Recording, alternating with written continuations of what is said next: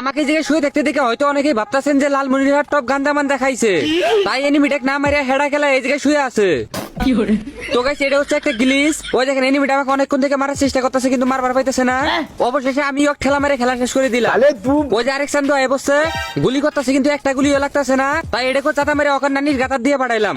যাও শোনা, অত কষ্ট করে গুলি করার দরকার নাই। তো গাইস এই এয়ারড্রপটা যখন লক করা থাকবো তখন এর ভিতরে শুয়ে থাকলে কোনো এনিমি আপনাকে মারতে পাবে না, কিন্তু আপনি আবার এনিমিকে এইভাবে ভরে দিতে পারবেন। ওই যে পাহাড়ের উপরে থেকে আরো একটা এনিমি আমাকে মারার চেষ্টা করতেছে কিন্তু পাইতেছে না, কিন্তু আমি আবার নিচ থেকে ওর বিসিটা টান মারে ছিঁড়ে নিয়ে আইলাম। ওই যে এই পাশ দিয়ে আবার একটা বানি দিয়ে দিছে রাস।